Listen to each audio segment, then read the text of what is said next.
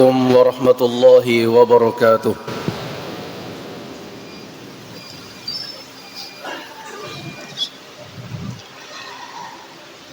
الله أكبر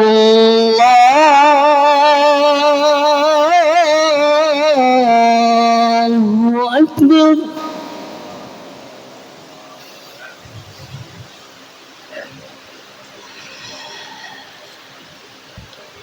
الله أكبر الله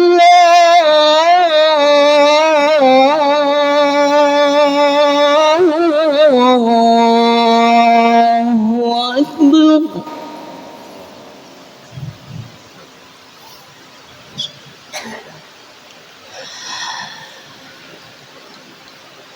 أشهد أن لا إله إلا الله.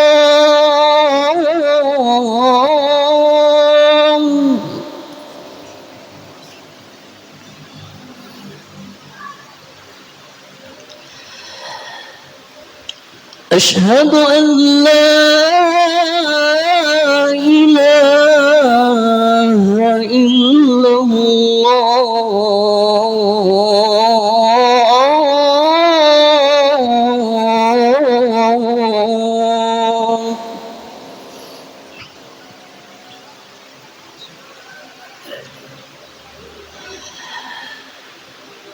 أشهد أن محمد رسول الله.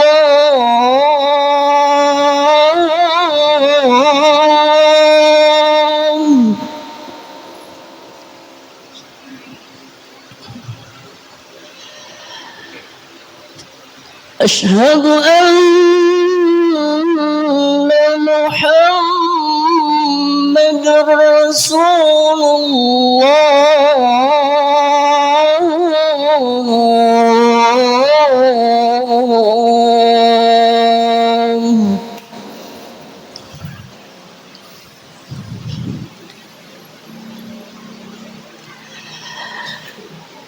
حي على الصلاة.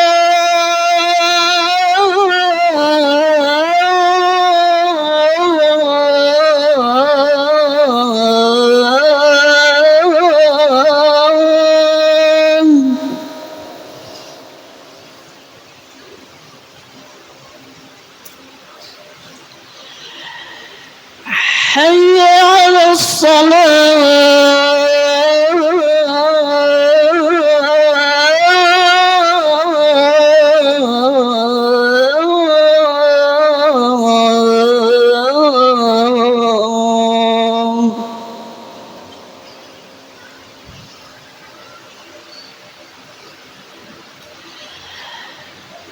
حي على الفلاح.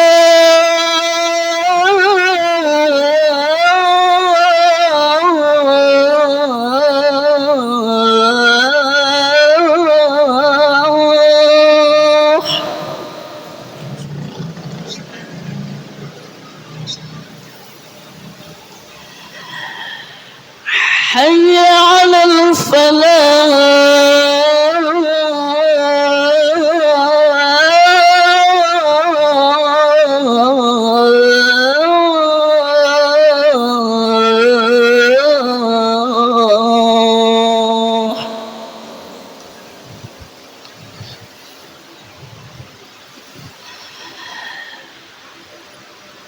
الله أكبر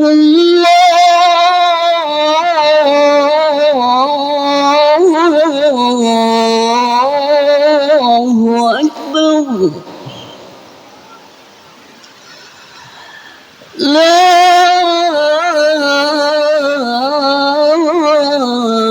إله إلا الله.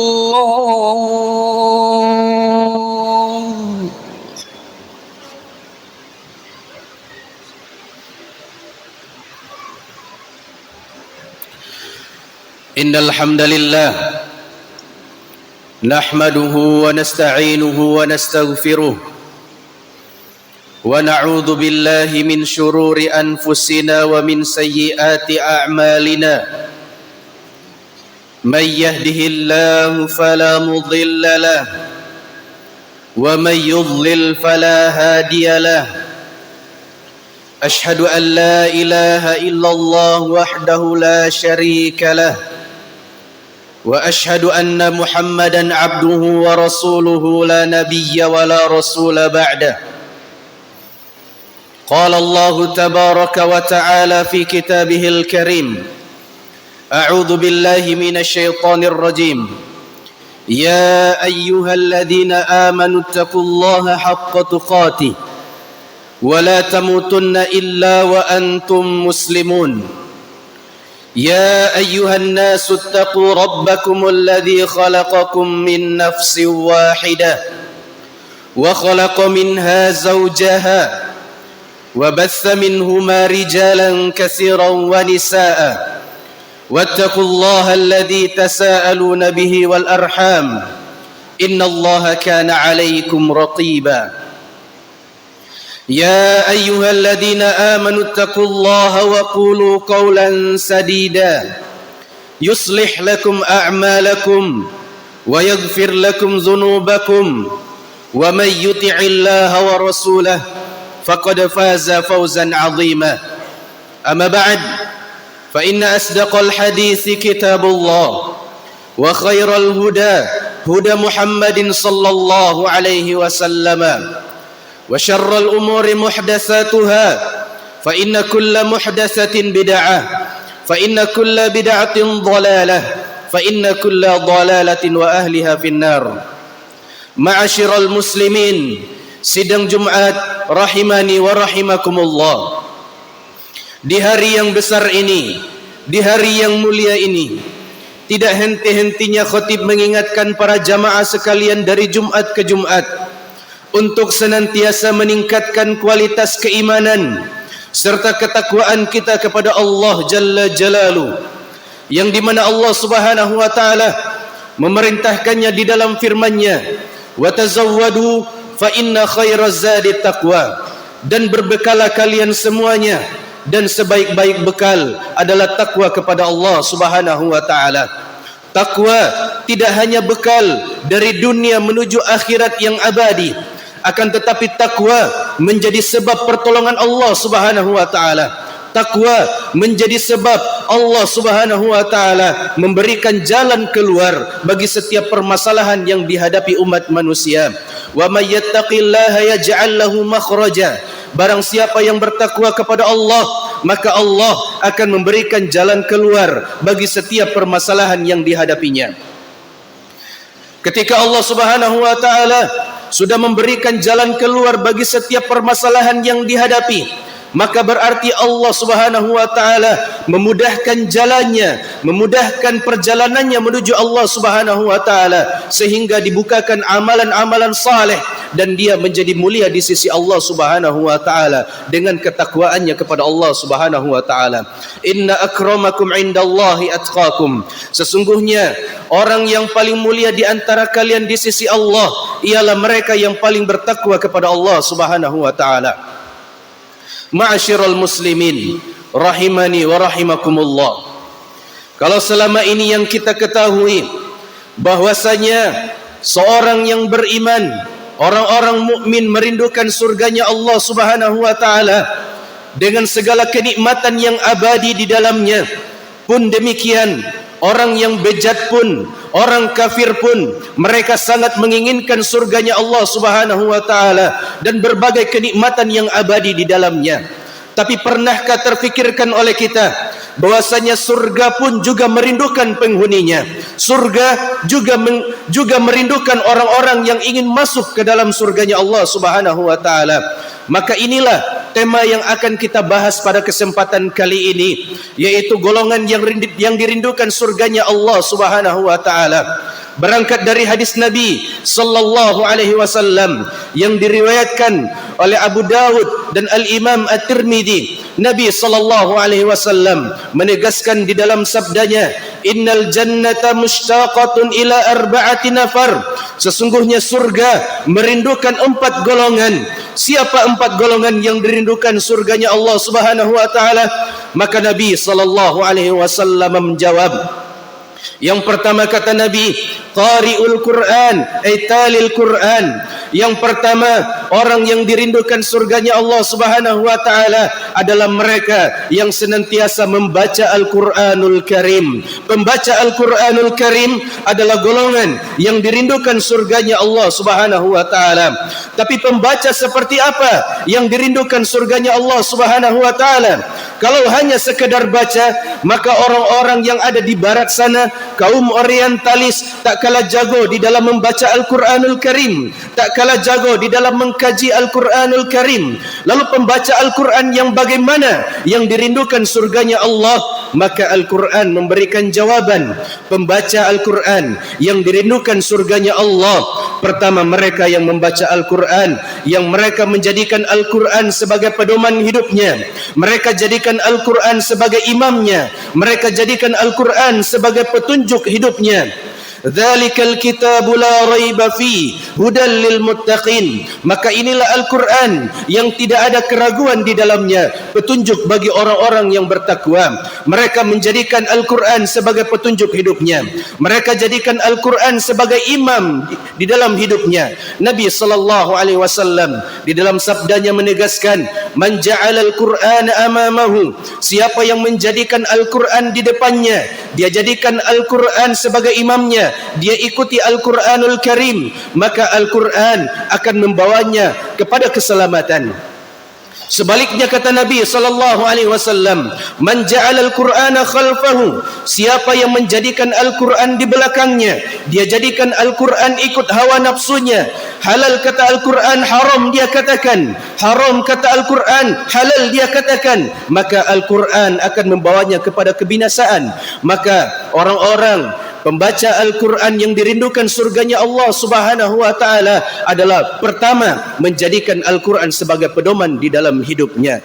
Yang kedua, mereka orang-orang yang setiap kali membaca Al-Quran, setiap kali mereka mendengarkan Al-Quran, bertambah keimanan mereka, bertambah amalan mereka. Hal demikian dijelaskan oleh Allah Subhanahu wa taala di dalam firman-Nya, wa idza tuliyat alaihim ayatuhu zadatuhum imana, dan jika dibacakan kepada mereka ayat-ayat Allah, maka bertambah keimanan mereka, bertambah amalan-amalan saleh mereka.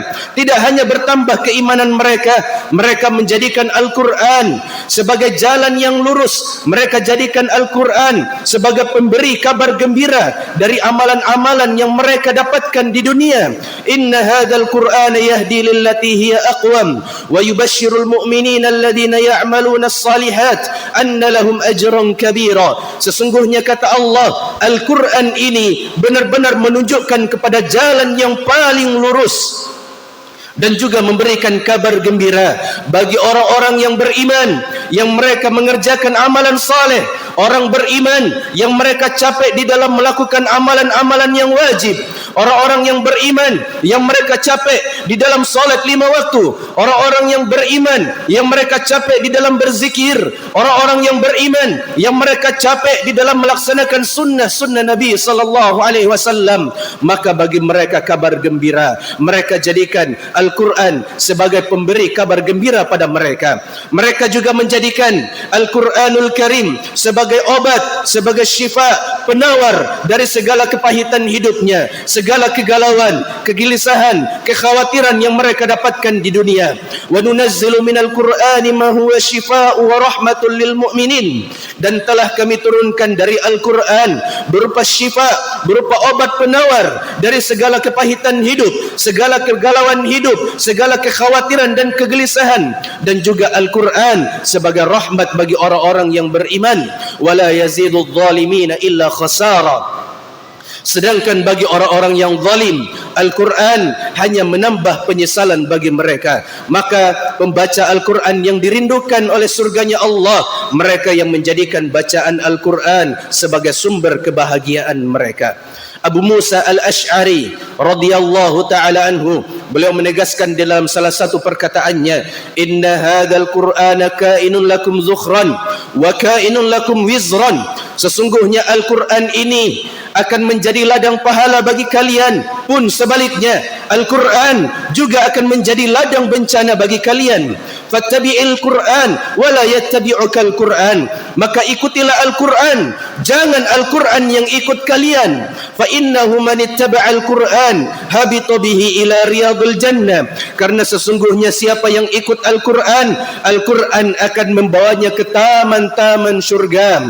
Wa man ittaba'ahul Qur'anu zujja fi qafahu faqadhafa finnar.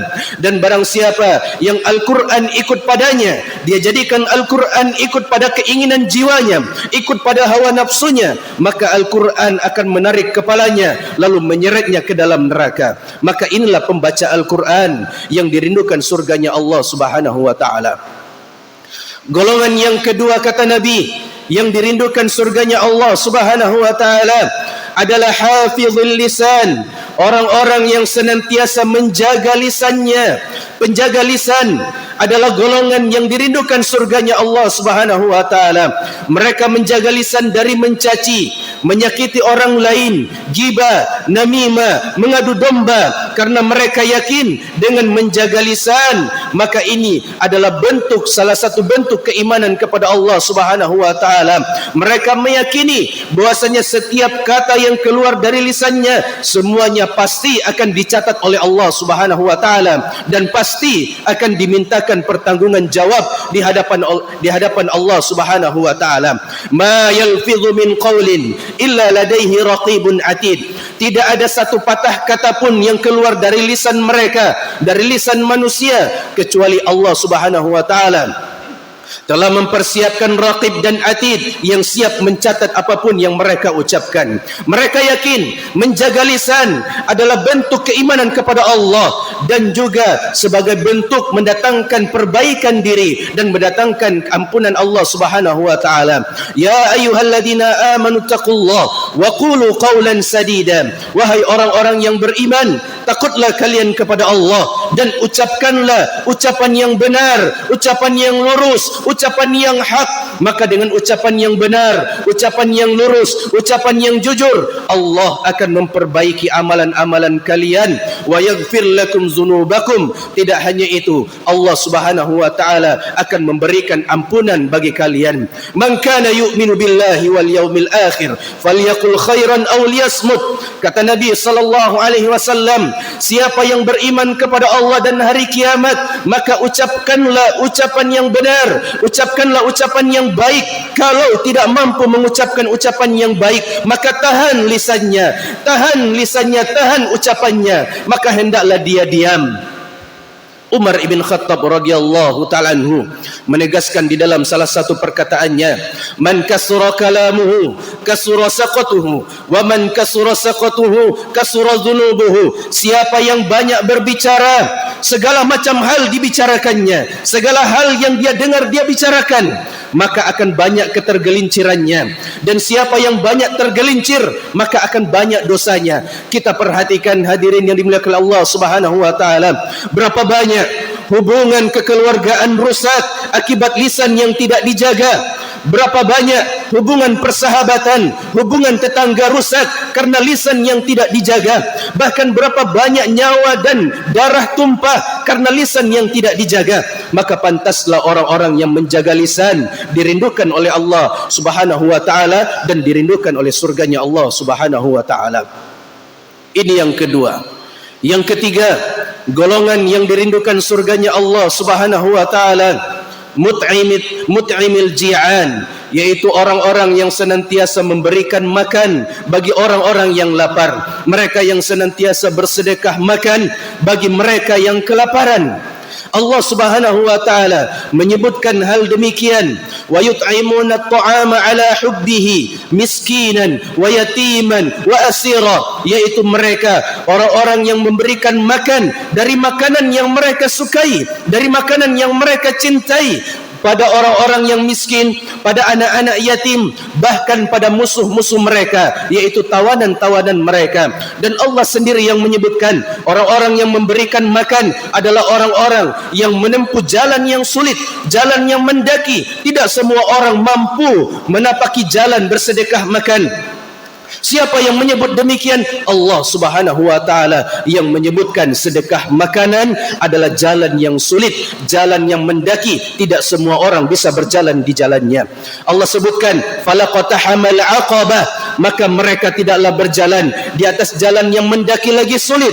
Wa ma adraka mal aqabah, tahukah kalian apa jalan yang mendaki lagi sulit? Fakku raqabah, yaitu membebaskan budak, au it'amun fi yaumin dhi masghabah, atau memberikan makan pada hari kelaparan, yatiman dha maqrabah, kepada anak-anak yatim yang masih memiliki hubungan kerabat, au miskinan dha matrabah, atau kepada orang-orang miskin yang sangat fakir.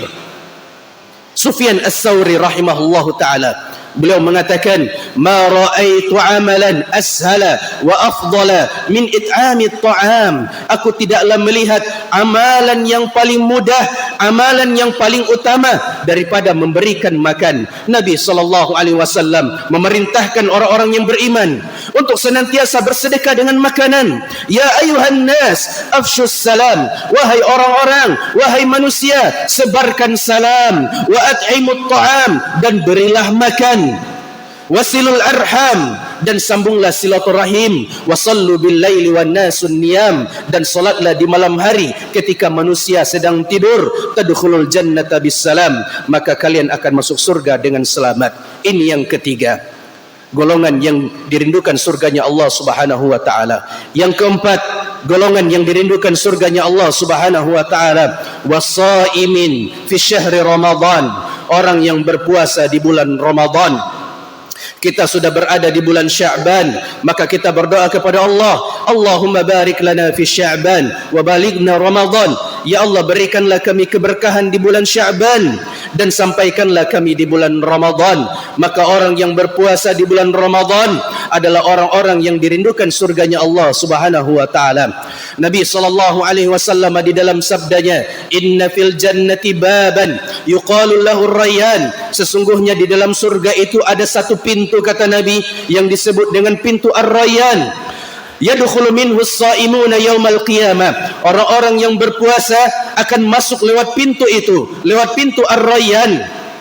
Ini adalah servisnya Allah Subhanahu wa taala bagi orang-orang yang beriman, yang mereka melakukan puasa ketika mereka di dunia. La yadkhulu minhu ahadun ghairahum, tidak akan masuk lewat pintu tersebut kecuali orang-orang yang berpuasa. Di dalam hadis qudsi, Allah Subhanahu wa taala berfirman, kullu amali ibni adam lahu illa as-shaum fa innahu li wa ana ajzi bihi. Setiap amalan manusia untuk mereka sendiri kecuali puasa, kata Allah, karena puasa itu untukku dan akulah yang akan memberikan ganjaran atas puasa tersebut.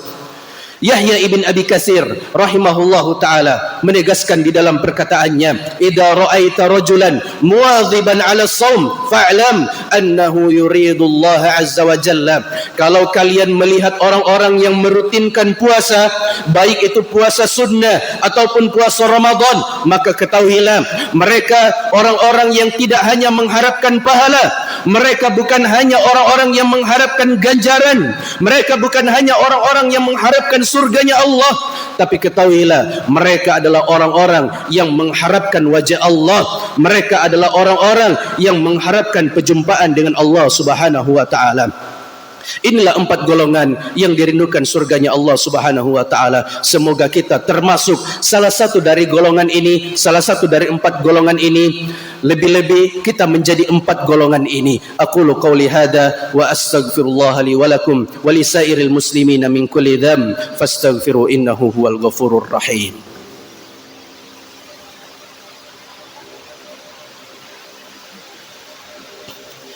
Alhamdulillahi Rabbil Alamin, wassalatu wassalamu ala Rasulillah wa ala alihi wa ashabihi wa man tabi'ahum bi ihsanin ila yaumiddin.